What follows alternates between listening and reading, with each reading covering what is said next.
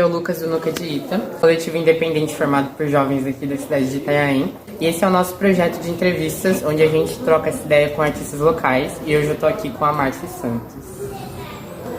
Olá, tudo bem com vocês? Ele era mais um homem do gueto, homem preto. Ele era mais um som. Ele era mais um. Eu vou tentar. A primeira pergunta é quando e como você começou a compor?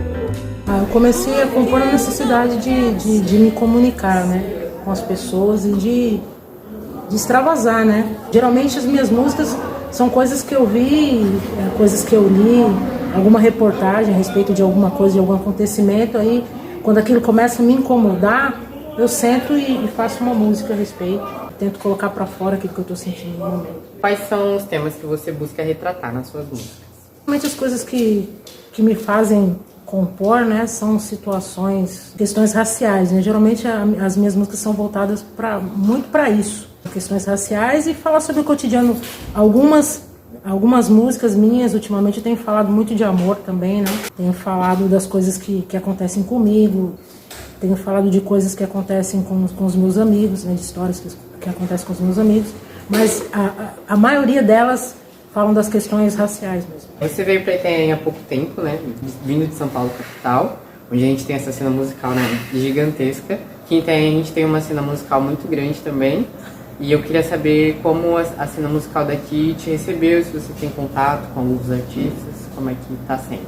Eu nasci no Paraná, né, mas cresci em Osasco, minha cidade. Cresci em Osasco e é uma cidade que tem uma cena também musical muito forte, Osasco. E depois eu me casei e fui para Guarulhos, que também tem uma cena muito forte lá e que fui muito bem recebida. E eu acho que eu tenho sorte, porque aqui em Itanhaém também eu fui muito bem recebida, né? Conheci bastantes artistas daqui da região, né? Conheci o coletivo aqui, o Nuca também. Fui bem recebida, então eu não tenho do que reclamar, né? Onde eu chego eu sou bem recebida. Como está sendo as oportunidades que você anda recebendo como artista aqui na cidade? Né? Porque você veio de um centro grande, né, como São Paulo. Então como é que tá sendo, como é que foi essa mudança? A mudança para cá, para mim, confesso que quando a gente estava se articulando para vir para cá, eu fiquei um pouco preocupada, né? Como que seria esse movimento de sair de São Paulo para vir para uma cidade do litoral que eu não sei como é a cena, fazia a menor ideia como as coisas aconteciam aqui, né? Mas fui surpreendida também, né? Porque estou tendo muitas oportunidades de me apresentar, muitas oportunidades de fazer eventos e conhecer pessoas, né? E isso para mim está sendo muito gratificante, né? A única coisa que eu sinto um pouco de falta aqui são daqueles movimentos como sarau, né, slam, essas coisas assim. Eu sinto bastante falta, mas me parece que já tem um movimento aqui, já tem um pessoal se articulando para que essas coisas possam acontecer. Então eu tô gostando muito de estar aqui em Itanhaém, né? E faço votos que eu possa participar desses eventos, né, da retomada, né? Porque em algum momento já teve essas articulações aqui, então essa retomada aqui na cidade vai ser muito bom para mim também. A próxima pergunta é exatamente sobre isso, né? Qual a importância, né, desses rolês independentes e itinerantes, como o sarau, batalha de rima, slam, né, para artistas independentes? Qual é o peso que eles têm, né, para um artista independente? Esses movimentos, né, eles trazem assim um movimento que muda a cabeça do jovem, né, que transforma a cabeça do jovem, para que eles possam entender que não é só diversão, né?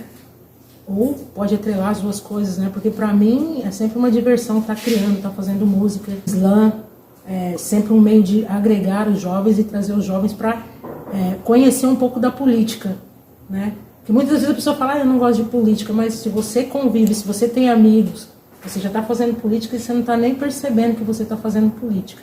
Mas se você está dentro de um núcleo familiar, você já tem que usar de uma certa política para viver, né? E isso tem que ser mostrado para o jovem, né? Que precisa de pessoas novas para estar renovando, precisamos de pessoas para estar injetando um sangue novo dentro da política, né? E eu acho que com o slam, com o sarau, isso conscientiza mais e mais os jovens a vir buscar os seus direitos, né? Porque muitos não sabem, não entendem, não sabem como que eles podem mudar o mundo e como eles podem mudar as pessoas através da política, né? E para mim, né, na minha concepção, o Islã e o Sarau é um movimento que traz para a cabeça das pessoas, não só dos jovens, né? Eu falo dos jovens porque eu gosto de ver os jovens em movimento, e trabalhando, e interagindo e falando de política, né? Porque muitos têm no coração, assim, na cabeça, a ideia de que o jovem é uma cabeça de vento, né? Só pensa em, sei lá, balada.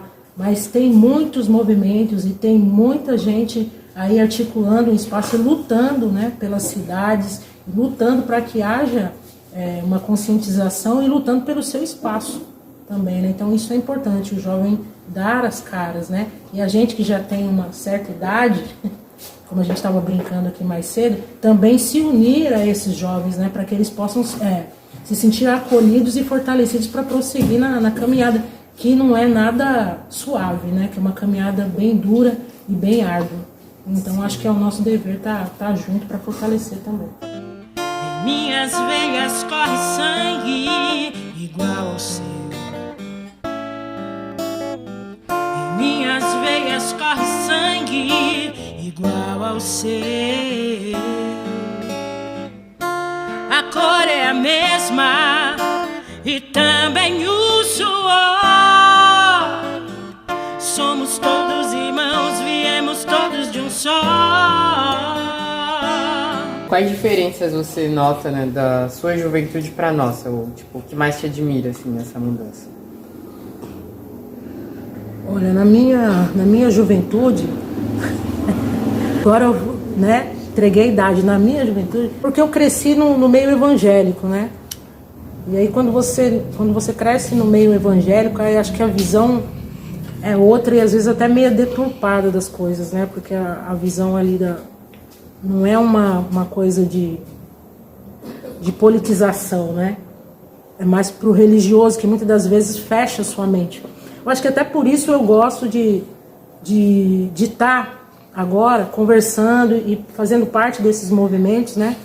Para que a gente possa criar novamente eu vou entrar nesse mesmo tema aí, para que a gente possa levantar os jovens para um nível de debater, né, e falar e dizer o que eles querem, né, desse mundo que a gente vive, né. A gente, quando era mais jovem, a gente já ouvia, né, um ditado que falava assim, ó, futebol, política, né, e política e religião, né, não se discute.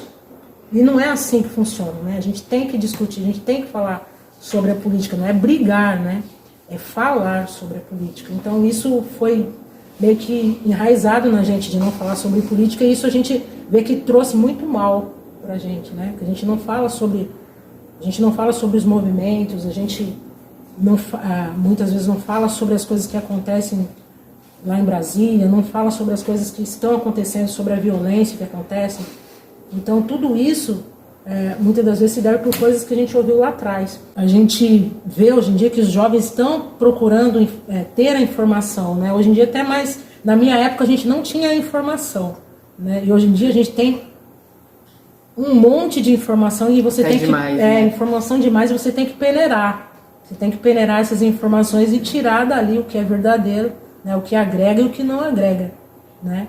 E isso é bom também, né, que a gente consegue fazer essa separação do joio e do trigo, né? E eu vejo muitos jovens que estão aí nessa caminhada, que estão se esforçando, que estão criando alguma coisa, né? E isso é muito importante, isso é o que a diferença que eu vejo e é o que me satisfaz ver essa diferença, esse movimento. essa não estava no roteiro, mas eu me interessei, né? Porque certo. Você cresceu em berço evangélico, sim, né? Que berço evangélico, né, a gente conhece assim, muito sobre ele.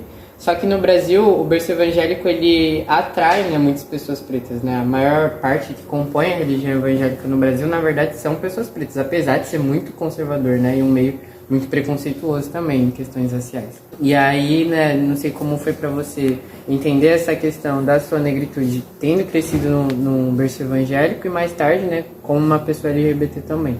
Aí eu queria saber como foi esse processo. Esse processo aí, nossa, é bem complicado falar sobre isso, porque às vezes a gente não quer tocar em certas...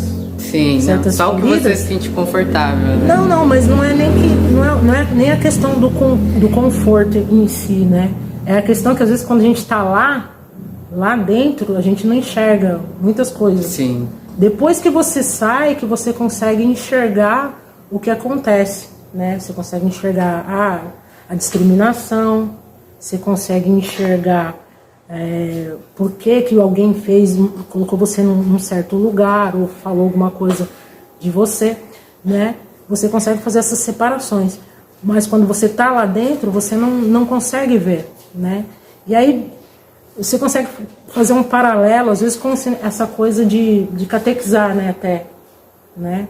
Porque nós negros, a gente veio de uma religião de matriz africana, né? E isso, às vezes, é tirado da gente e é colocado como uma demonização, né? Muitas das vezes a pessoa ser de uma matriz africana e aquilo fica dentro de você, enraizado dentro de você também, né? E quando você sai desse meio evangélico, que você começa a conhecer outras culturas, que você começa a entender o porquê, né? Que você começa a entender como esse pessoal da matriz africana sofre, né? Sofreu e sofre até hoje. Porque você é tirado como, assim, muitas vezes um demônio, né? Sim. Não pode conversar, não pode falar, porque ele tá ali parado, ele tá olhando para você, ele tá fazendo alguma mandinga, ele tá fazendo alguma coisa, ele é macumbeiro. E, na verdade, nada disso tem realmente um sentido, né? É só o sentido mesmo da criminalização, né? Sim. Da Demonização. demonização, aliás, né? Da religião. Então, isso você consegue ver só depois, né? Você consegue enxergar isso só depois. E não assim falando mal, né? Mas é o que acontece. Mas é né? o que a gente vê, né? O que a gente vê no dia a dia. E isso aí você consegue ver só depois. Às vezes, quando você está lá dentro, você não enxerga muito. Você não vê aquele movimento. Última pergunta. O Nuka, ele tá aí com membros de 15 a 23 anos, é mais ou menos a faixa de idade que a gente tem junto. E aí eu queria saber o que você diria para Márcia de 15 a 23 anos nesse período. Muito difícil. Tanta coisa para dizer, né? Que eu costumo falar muitas das vezes para algumas pessoas que têm 17. Se eu soubesse, se eu pudesse voltar sabendo tudo que eu sei agora, né? Nossa, eu fazia muita coisa diferente. Principalmente uma coisa que é muito importante: respeitar seu pai e sua mãe. Porque às vezes a gente acha que é uma besteira imensa, né? Tem uma mente ali fechada, mas é porque ele passou por certas coisas que foi criado de uma maneira que trouxe aquela mentalidade para ele, que você pode falar e tentar conversar, né? Com a sua mãe é a mesma coisa. Respeitar, acho que é a melhor coisa que eu tenho para dizer. Respeite sua mãe e seu pai, mesmo que você não concorde com eles, né? Em algum aspecto, em todos os aspectos, né? Mas tenta respeitar, né? Seguir seu caminho, as suas ideias, mas respeitar, né? Sem desrespeitar, sem querer exercer uma certa autoridade sobre eles, ou até mesmo, né, como a gente vê muitas vezes, agredir, né? Respeite seu pai e sua mãe e você vai se dar bem. Então é isso. Obrigado por participar hoje, por estar somando com o Nuka. Você é uma pedra rara aqui na cidade, né? Um talento muito grande. Espero que se expanda assim cada vez mais. É isso, estamos juntos para próximas atividades. Se quiser dar um tchauzinho. Tchau, pessoal, me sigam nas redes. Sigam a Márcia nas redes. Se você é daqui de Itanhaém, acompanha o trabalho dela, né? Tá direto fazendo showzinho nos bares, né? A gente quer que ela esteja em apresentações maiores também, né? Porque todo mundo, enfim, merece ouvir o trabalho dela. E é isso. Tchau, tchau.